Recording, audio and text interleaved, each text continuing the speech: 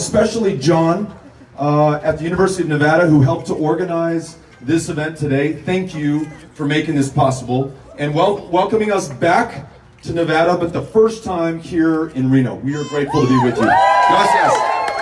Listen, I want to make sure John's got us set up inside so that we can introduce ourselves to the folks who are waiting inside, answer questions, hear what's on everybody's mind. But I just want to tell you, while I have the chance to see you, that I'm here, perhaps for the same reason that you are here. We have not faced a greater set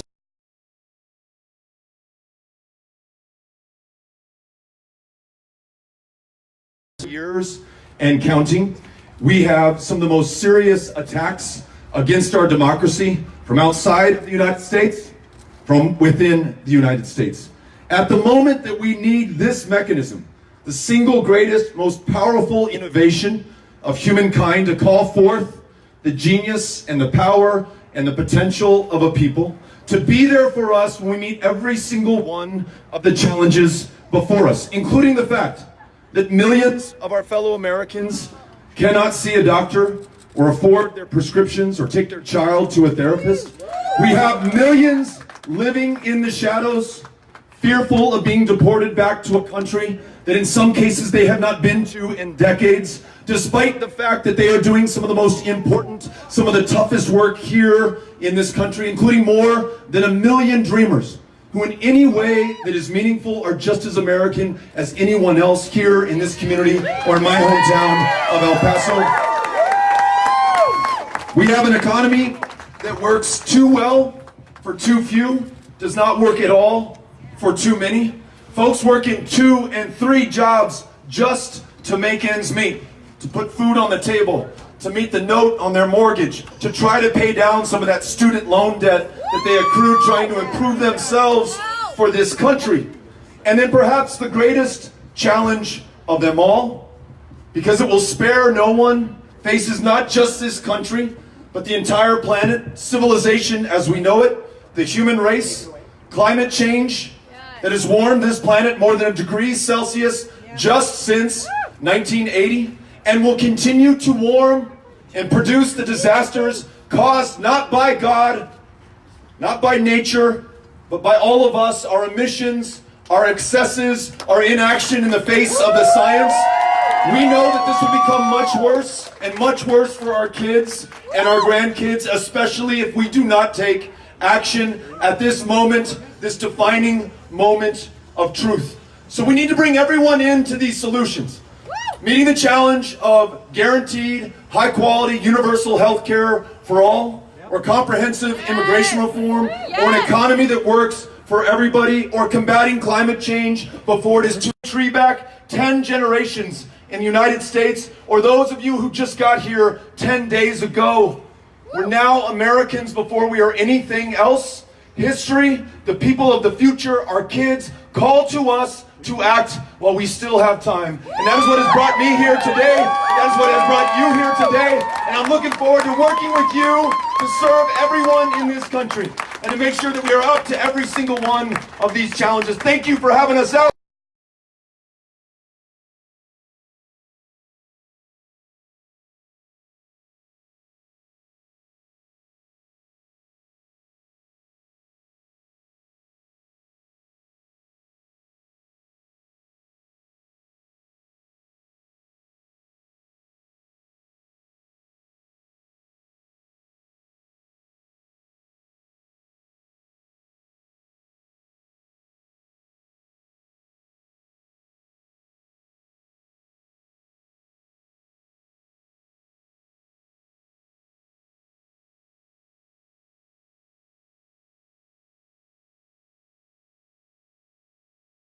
Oh my God. I'm sorry. I thought I could hear myself, so I thought all of you could hear me. But that might be the issue. In New Hampshire right now, they're trying to pass a bill that would make it really hard for college students to vote. If that bill is passed in this state, I wouldn't be able to vote right now. It's put restrictions on it. And that, on top of voting issues across the entire country, is something that whoever becomes the next president will have to make sure. We have to reconstruct and re-put together the Voting Rights Act, not just for college students, but for everyone. And now, also, I would like to thank our state legislation for putting a lot of effort into education this cycle. We got together a couple bills on fixing the money of scholarships and making scholarships more affordable for all of us.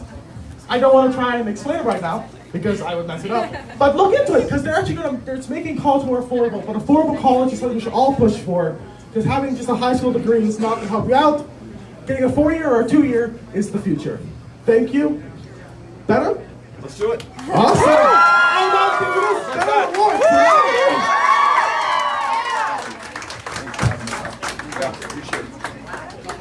Thank you all for being here today and for welcoming us to Bebo Coffee. Thank you for hosting, for the invitation. Make sure to buy a lot of coffee, a lot of tea, bathrooms available for everyone. Tip your server generously and support your local small businesses. Thank you all for having us out. We are very grateful to you, John, for organizing, for the introduction, for helping us to begin to understand what is at stake for this community, for this state, for our country, for the people of the future. I think about my little people who are the future, for Amy and for me. Henry, who's 8 years old. Molly, who's 10. Our oldest, Ulysses, who is 12. The reason that I'm here with you right now and not with them in El Paso is because I want to make sure that at this defining moment of truth for this country, for all of us, that we have the opportunity to stand up and to be counted and to do what is necessary, not just for those alive today, not just for our kids, but every single generation that will succeed us. You heard me talking outside about the challenges that we face, the most historic of our lifetimes. The millions who cannot get health care, and the too many who are dying of diabetes in the year 2019, 97 years after they invented insulin and gave it away for $3 Canadian to the University of Toronto to save people's lives. People dying of that while pharmaceutical companies are making historic profits, including off of selling insulin. Back to this community, back to this country. People who have insurance but cannot afford to receive care or take their child to the therapist or be well enough to come to work or to go to school or to start a job or to form a band or to write poetry or create works of art or do those things that will not just improve their lives but improve all of our lives. We talked about immigrants working some of the toughest jobs in the state of Nevada, in the state of Texas, in any state that I have been to in this union. Far too often in the shadows, making a minimum wage, if lucky sometimes much less than that, held in some form of modern bondage, their immigration status used as leverage to keep them working, to keep them here, to keep them in the shadows, preventing you and me from realizing their full potential, their genius, everything they were put on this planet to do that they are kept from right now. For as long as we lack the political will to bring them out and allow them to contribute to their full capacity, how do we end up putting kids in cages who've traveled 2,000 miles from the deadliest countries on the face of the planet to come to this one? A country comprised of refugees and asylum seekers and immigrants the world over. Every single one of us has a story. You may be able to trace yours back 10,000 years, your ancestors crossing the Bering Strait. Or you may be able to trace yours to the Middle Passage, your ancestors kidnapped in West Africa, brought here to literally build this country and its wealth. You may be like the O'Rourkes, fleeing famine in Ireland, certain death, coming to the one place that would take us in and trying to contribute our best to this country's success and future. Whatever ship you came here on, as John Lewis says, now we are in the same boat. And we are the United States of America. How in the world can we meet these opportunities and these challenges with fear, with anxiety, with paranoia, with hatred, with racism?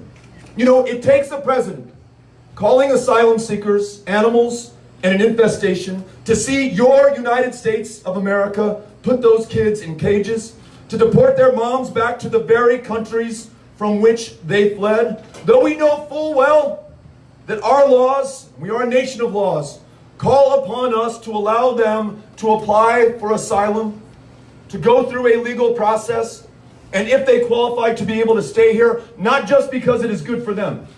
We know this country's success, our strength, and yes, our security and our safety are premised on the fact that we are the destination for so many people from across this planet who have come here and made us stronger by their very presence. We talked about climate change. You cannot find a part of this country, or the world for that matter, that has not already been impacted. When we were in Iowa, the flooding of the Missouri River, which follows 4 times the runoff into the Missouri River basin from an average year. In fact, the greatest runoff on the record books, since we've been keeping records.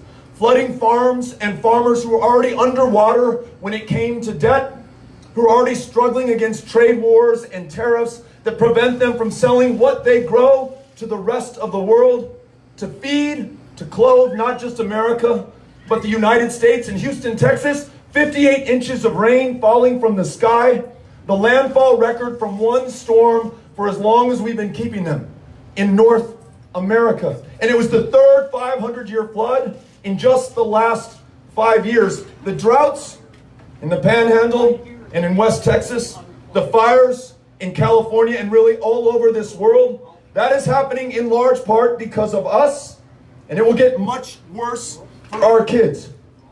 I want to make sure that any of these challenges that we face, including those that the moms who demand action who are here and have been absolute amazing advocates on, who remind us that this year we will lose 30,000 or more of our fellow Americans to gun violence until we have the courage to act against the NRA, against the gun lobby, against whatever the political prospects are or our next election, and just do what is right for the next generation. To meet any of these challenges, we have to have a democracy that brings everybody in. I want to make sure that everyone counts, and take it from a Texan whose state ranked, and a fellow Texan, whose state ranked 50th in voter turnout. Not just because, or not because we like our democracy any less than anyone else, but because people were drawn out of a reason to vote, an ability to participate, to have their voice reflected in the decisions that we make, to be able to run for office and to serve. When members of Congress in our state chose their voters instead of the other way around, everyone in Texas, and by extension, the United States, suffered. If we're going to meet these challenges, we need all of us. We cannot meet them by half measures or with only half the country. So a democracy that works, meaning a new Voting Rights Act, so it's one person, one vote in every part of this country. Same day voter registration, so you can get to the poll no matter how late it is in the election. Automatic voter registration. You turn 18, you are signed up and ready to vote. The end to political and racial and ethnic gerrymandering in the United States of America. Citizen-led commissions to make sure that everyone is represented and reflected in our democracy. And then getting big, unaccountable money, including political action committees, out of the halls of Congress, making sure that we respond only to human beings. Because one of the things, a rude awakening for me, maybe for some of you, others were wise beyond your years and understood this was happening all along. There is an inertia to power. It continues to accumulate more power. It never cedes that power unless it is forced to. Now that can be political power, serving for 30 or 40 years in office, redrawing the lines in your state so the opposing party doesn't have a fighting chance. It can be economic power, a concentration of wealth unlike any time in our lifetimes. Corporate profits at historic levels. And we meet this challenge with a $2 trillion tax cut, the vast benefit of which flows to the already wealthy and these corporations sitting on record piles of cash. We need to make sure that every single American can see a future for themselves in this country, or this country will have no future as a democracy. I want to make sure, and I learned this in Nevada, that one job should be enough You shouldn't have to work 2 or 3 just to make ends meet. If you want to take care of your kids or yourself or your family, paid family leave for every single working American. A minimum wage that is a living wage, a fight for 15 that we have got to win together for everybody. Making sure that in a country where on average women are paid 80 cents for every dollar that men make, African American women 63 cents for every dollar men make, Latinas 51 cents for every dollar that men make, that we ban discrimination in the workplace. We ratified the Equal Rights Amendment so women are treated equal to men in this country. And everyone has a chance to participate in this economy. Everybody has a chance to participate in our democracy. I'll close with this. Why am I optimistic despite the fact that we have the most serious challenges and record imbalances in our democracy and in our economy? It's because for the better part of the last 15 years, I have been in public service on the El Paso City Council, trying to serve those in Fabens as well, even though you technically were not in our jurisdiction. Elected not as a Democrat, not as a Republican, but just as an El Pasoan, had to get stuff done for those that I represented, pass a balanced budget, make sure that police and firefighters were paid, that they had safe working conditions to keep us safe, listening to our constituents, holding a town hall meeting literally every single week in my district for 6 years, reminding myself who it is that I served, to whom I'm accountable, and never shying away from the tough fights. Advocating that we end a war on drugs that had become a war on people, on some people more than others. And in 2009, helping to pass an ordinance that extended health care benefits to the same-sex partners of city employees, despite the political blowback and the recall elections that followed. Running a campaign for Congress in 2012 against the establishment and against the odds. I knocked on 16,000 doors, listened to those whom I wanted to serve, represent, asking them what was on their minds before I asked for their vote, learning from a veteran in January of 2012 that he had just called the VA to try to get a mental health care appointment to treat his post-traumatic stress disorder, and they told him to call back in 2013, a year later. Thought he was pulling my leg. What we found out, El Paso, Texas, the longest wait times to see a mental health care provider for veterans in the United States of America, not unconnected to outcomes that include suffering, and at their worst, veterans taking their own lives. Of the 20 veterans a day, every day in this country, who take their lives, 16 of those 20 were unable, or for whatever reason, unwilling, perhaps because of the lengths of the lines, to go to the VA and see that psychiatrist or psychologist or therapist or social worker who literally could save her life. We won that election. We turned around the performance of the VA in El Paso. We worked with Republicans because we had to work with Republicans. I was in the minority for 6 years to pass new legislation signed into law by Donald J. Trump, a man with whom I agree on almost nothing. And yet we found enough common ground to expand mental health care access for veterans, to make sure that more of them could get appointments, more of them could get help, and that we could save more lives. And then lastly, running a campaign in every single one of the counties of Texas, all 254. No me importa how small, how large, how red, how blue. If you're my fellow Texan, I was going to show up for you. Listen to what was on your mind. Reflect that in the campaign that we ran. Never trim our sails. Always show up with the courage of our convictions. Talking about reducing gun violence with universal background checks and a ban on assault weapons and military-style weapons in our communities in the state of Texas. Talking about the fact that Texas was at the epicenter of a maternal mortality crisis 3 times as deadly for women of color, too many, in a state that had closed down a quarter of its family planning clinics, unable to get a cervical cancer screening, see a family planning provider, see a doctor or provider of any kind in a state that had failed to expand Medicaid. When I talked about universal guaranteed high-quality health care, I said that it also meant every woman makes her own decisions about her own body and has access to the care to make that happen. And we said in Texas. And here's the result. Though we did not win our race, we were down 2.6%. We gained more votes than any Democrat in the history of the state of Texas. We saw a rise in turnout amongst young people of 500% from the last midterm election. 500,000 of my fellow Texans who voted for Greg Abbott, a conservative Tea Party Republican for governor, also voted for me for U.S. Senator. We expanded participation amongst traditional Democratic constituencies, and we helped 2 new members of Congress flip the House of Representatives so that it's now in Democratic control. We changed the composition of the state legislature, and in Harris County, 17 African American women elected to judicial positions, changing the face of criminal justice in our country's most diverse city. I have seen what happens when democracy works, when we come together, when we do not write each other off or do not take one another for granted. Show up for everyone, everywhere, every day in this country. I'm showing up for you right now, and I want to be your president and make sure that we deliver for everybody in the United States of America going forward. Thank you all for coming out. Looking forward to hearing what you've got to say. We've got another microphone. Cynthia's got it at the back, and we'll bring it to you. Okay, we're wired, so if you guys help me squeeze through. Here we go. You're first. All right.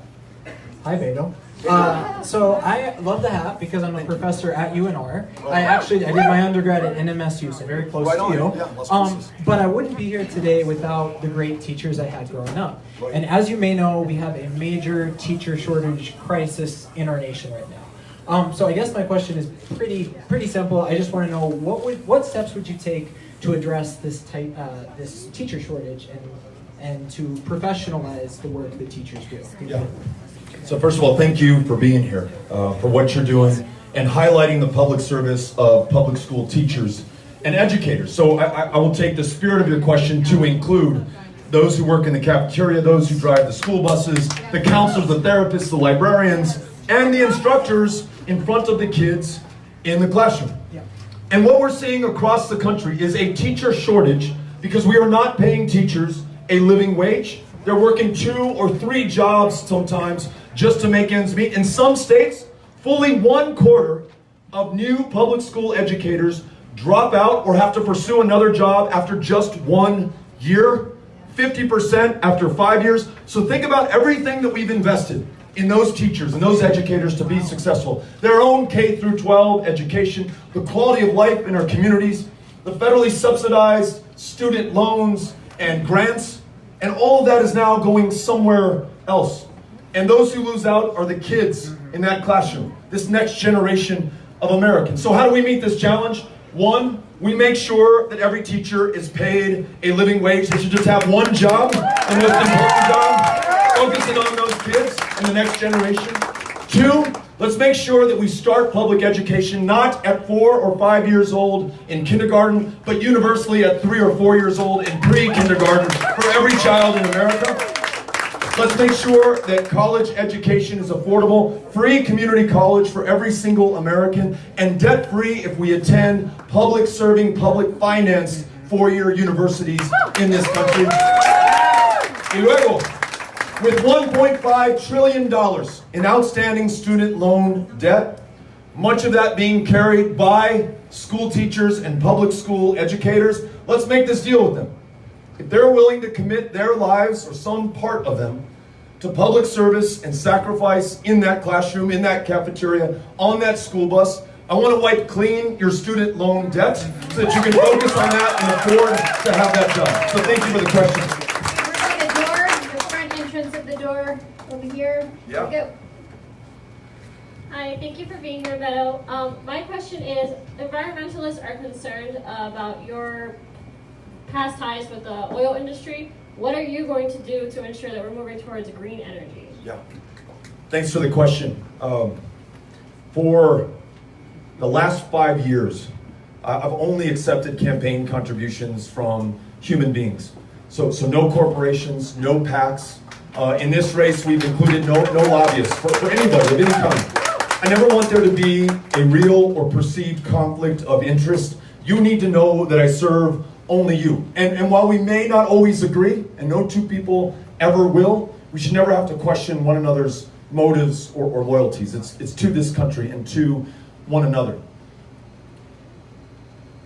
In this campaign so far, we've been very fortunate to have so many grassroots donations. I believe 98% of what we've raised has come in amounts less than $200. The single greatest industry represented when people have to list their occupation is education. So school teachers and public school educators coming out, but so are people from every walk of life, and I'm grateful for that. And maybe even more importantly than the financial contributions, those who are block walking and volunteering and hosting phone banks and canvases out of their homes.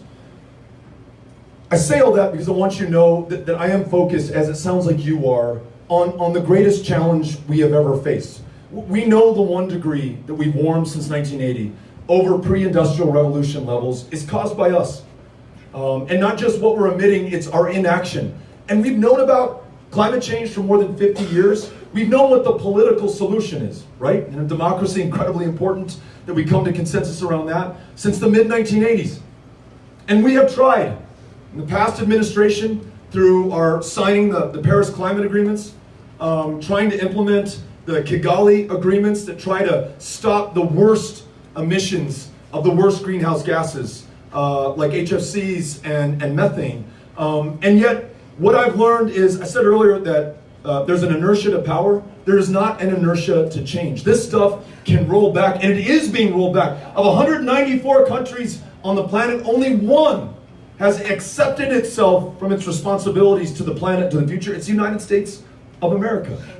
So yes, day one, we've got to sign back up to Paris. We've got to implement Kigali. We have to restore the clean power plan so that our electricity, these lights, this is coming from the sun, but those lights right there are powered by renewable energies, by solar and by wind, which, by the way, represent the 2 fastest growing job occupations in this country today. High value, high skill, high wage jobs, many of them in rural parts of the country that need more opportunities for young people to stay or come back to. And then we've got to reassert, once we've done everything we can in this country, including bringing in farmers who can plant cover crops to capture more of that carbon out of the air, disturb less of it that's in the soil, then we can reassert our global leadership or convene the powers of the planet together to ensure that everybody is doing their part. If in these next 10 years we don't do everything within our power, we are going to lose this planet for the generations that follow. It's as simple as that. So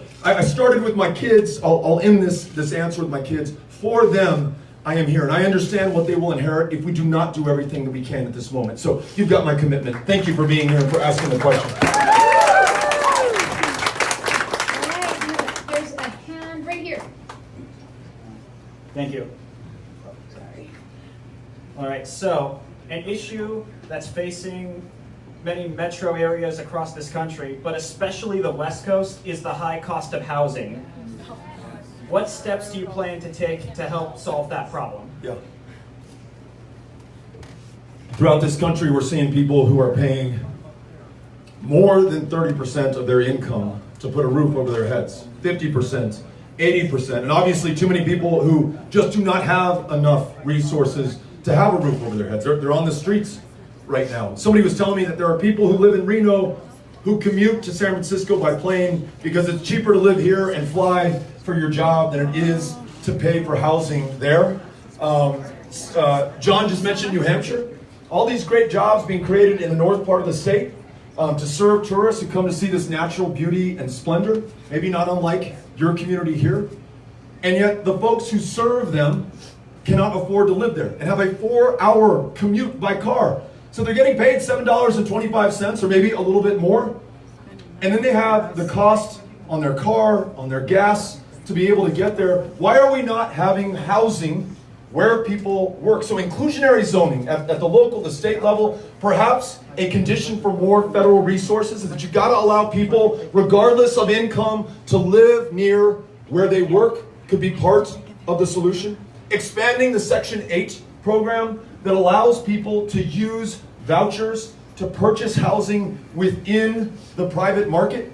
We have far more demand than we have capacity within that program right now. and then finding a way to attract developers to build when it's not 5,000 homes or 500 homes, but it's 25 homes or it's 30 homes in underserved communities where housing is in demand. Perhaps we add more to the federal tax credit for low-income housing. Perhaps we match that from the state of Nevada and other states that want to participate. We certainly could increase the community development block grant, which I've seen throughout this country, provide resources to draw in private capital to build more affordable housing. We were just in Columbia, South Carolina, and they leveraged CDBG grants 10-to-1 to build more affordable housing in their downtown, keeping talent there and ensuring that talent could afford to live there. So those are 3 or 4 ideas to meet this challenge, but I agree with you, it's getting to a crisis level in this country right now, and we've got to act with urgency. So thank you for being here. We're going to do 2 more questions, but we'll have time to stay afterwards to say hi really quick. Hi, Hey. my name is Sal. I'm from Vegas, but I'm studying up here. I'm a performance major in Reno. Play tuba. So one of the big idols I've kind of taken from when I was in high school was Elie Wiesel. He's a Holocaust survivor. His whole big thing was about indifference and how indifference is the worst thing we could do as people. Yeah. So kind of what's your philosophy on just indifference and activism as you as a politician, us as Americans, and also, it's my birthday today. So if I could get like a happy birthday. Happy birthday, Sal. Glad you're with us. Felicidades. Gracias. Listen, so I love your question because it is a reminder that I mentioned all these challenges of healthcare, of the climate, of immigration, of gun violence, of an economy where too many people are working too many jobs just to survive. And the only way we're going to meet that is by all of us coming together. I don't mean all of us coming together to support one candidate or one person in the White House. Doesn't matter how amazing she or he is. They're not going to be able to do this on their own. And when we think about the big changes that have improved this country and our rights and our lives, so often has been led from people, by people who are outside of the halls of conventional power. We were in Greensboro, North Carolina recently, reminded of in 1960 the Greensboro Four, who were willing to force integration by shocking the conscience of this country, knowing that they may be arrested, knowing that they may be beaten. The Freedom Riders in the Deep South, who took their lives into their hands on those Greyhound buses. The young people who are leading the marches for our lives right now and the walkouts from high school classrooms, having the courage of their convictions and awakening the conscience of this country. The young men and women who fought to make this world safe for democracy, stormed those beaches in Normandy on D-Day, so many of them not returning from that battle, paying the ultimate price. In almost every example I've given you, it is young people who did not hold office, but who saw the challenge before them and did everything within their power to meet it. And in these cases that I've just described, were successful in doing that. So God bless Lyndon Baines Johnson for signing into law the Civil Rights Act and the Voting Rights Act, but that was only made possible by people, by activists who forced him to sign that, who forced members of Congress to do the right thing. We had known for centuries that we had unequal allocation of opportunity and power in our democracy, but it was those young people who forced it that made it happen. So on these issues that we're talking about today, just know that the reason that I'm here, the reason that I've held 104 town halls just like this in the 5.5 weeks that I've been running, that I've answered nearly 600 questions, is because there's no way in hell that I'm going to be able to do this on my own. No one person can, no one political party will be able to do this on their own. It's really going to take all of us to see a common interest, to start from common ground, to look at one another eyeball to eyeball, to celebrate our birthdays together and in coffee shops like this one, for us to be able to make it. So I'm grateful that you're here, and I look forward to working with you. Thank you. Thank you for being here. My name is Claire, and I'm a Planned Parenthood supporter, and I'm also a student here at the university. Right on. I'm deeply concerned about the lies that are being spread about abortion later in pregnancy. There is no such thing as abortion up until or after birth. And in the 1% of the time that a woman has an abortion later in pregnancy, it is due to a diagnosis of severe fetal abnormalities or serious risk to the woman's health. If elected, how will you protect a woman's right to access safe and legal abortion? Thank you for being here, Claire, and for the question and for your advocacy. I'll try to find that common ground. And I'll tell you how I did it in Texas. I talked about going to every county, no matter how red, how conservative, how Republican, and giving the same message and talking about a woman's right to make her own decisions about her own body, but connecting it not just to the 1973 Supreme Court decision, Roe versus Wade, but the lives that we are losing today in this country. As we've shut down all these family planning clinics in my home state of Texas, we've made it so hard for women to just get any kind of health care at all, including access to a legal, safe abortion, which for as long as I've been alive, actually passed or decided the year after I was born, that's been the law of the land. And so no one wants to see people die in the wealthiest and most powerful country on the face of the planet for lack of care. So when I connect the fact that family planning clinics, Planned Parenthood to be specific, in Texas is saving the lives of our fellow women, and it's a life and death matter in this country. 3 times as deadly for women of color in this maternal mortality crisis that we have right now. I think I can find some common ground to ensure that we see the larger picture and our national public shared interest going forward. So I'll make sure that I respect those with differing points of view, that I listen to everybody, that I share what I just shared with you, but never compromise on the fundamental principle that healthcare also means every woman makes her own decisions about her own body. And that will be the test for us and whoever we nominate to the Supreme Court. So just know that. Thank you. Last question, but we will have time, a little bit of time to stay. Hi, Beto. Thanks for being here with us in Reno. I'm Gloria from Sparks, Nevada. I've heard your position on the current situation in the White House and their views on the IC community, the intelligence community, so forth, in law enforcement.